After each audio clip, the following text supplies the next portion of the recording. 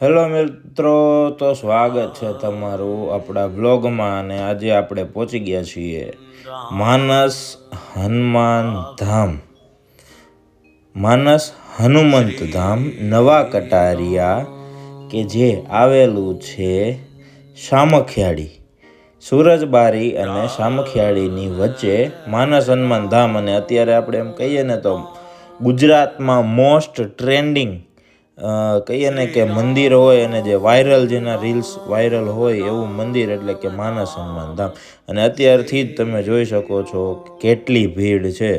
તો હાલો આપણે મંદિરને દર્શન કરીએ અને શું છે હકીકત આપણે જાણીએ, કેમ કે બહુ બધું વાયરલ થયેલું કે પાણી પીવાથી લગ્ન થઈ જાય, અને આપણે જોઈ શકીએ કે અહીંયા મંદિર બની રહ્યું છે, અત્યારે નવું કામ ચાલુ હોય એવું લાગે છે. એટલે આપણે ચાલો પહેલાં જઈએ મંદિરે, દર્શન કરીએ અને પછી બધી વાત તમને માંડીને કરું. તો સૌ પ્રથમ તો આપણે ભાઈ હનુમાનજીના મંદિરે જતા હોય સિંદૂરનો ચાંદલો ના કરીએ એવું તો કેમ બને. ચાલો પેલા હું દર્શન કરાવી દઉં.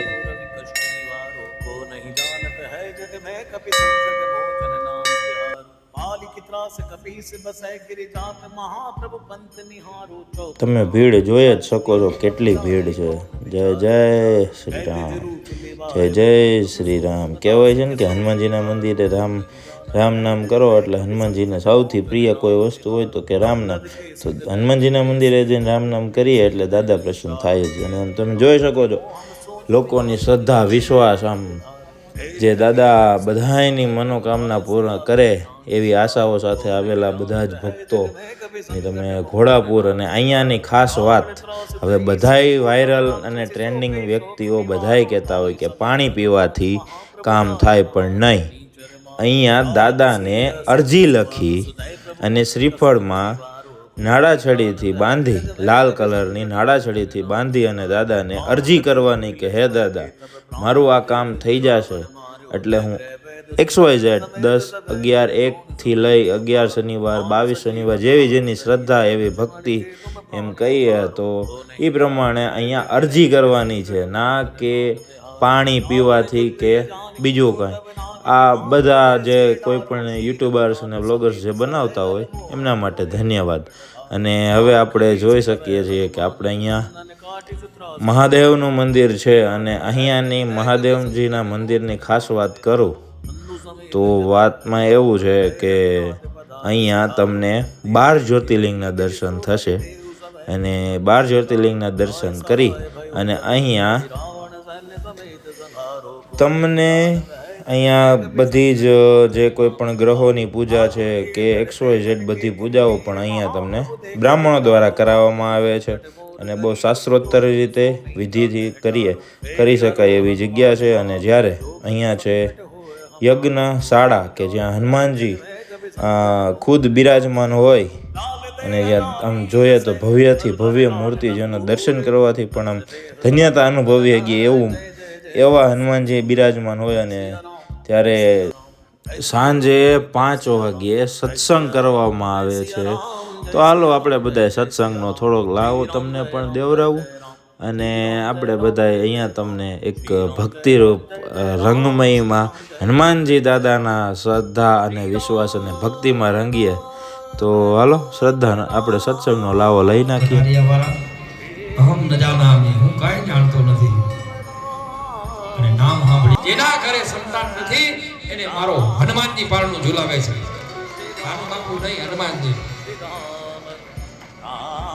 એટલે એવા જેના ઘરે ભગવાને જેવી જેની ભાવના, જેને દીકરા માંગ્યા દીકરા દીધા, દીકરી માંગ્યા દીકરી દીધી, જેને કોઈ રોગ હતા ને રોગ મટી ગયા, ડોક્ટરો એવા પણ દીકરા છોકરું નહીં બચે, એવા છોકરા અહીંયા સાહેબ સાકરતુલ્લા કરવા. હવે શું વાત કરું?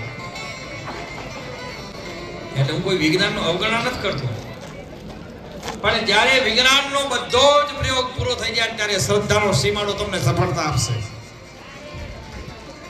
શ્રદ્ધાનો સીમાડો સફળતા આપે સાહેબ.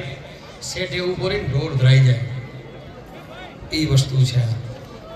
એટલે આજની સાકરતુલ્લા અહીંયા તમને એક શ્રદ્ધા, વિશ્વાસ અને ભક્તિની તાકાત, આપણે એમ કહીએ ને કે તાકાત, કે જે આપણી મનોકામનાઓ હોય એ દાદા પૂર્ણ કરેના વિશ્વાસથી એક અનોરો સંગમ જોવા મળે છે. તો હવે આરતીનો સમય છે, આરતી કરીએ અને પછી મળીએ નવા વ્લોગ સાથે. તો કોમેન્ટમાં જય હનુમાનજી, જય હનુમાન દાદા, જય શ્રી રામ લખવાનું ભૂલતા. જય શ્રી રામ.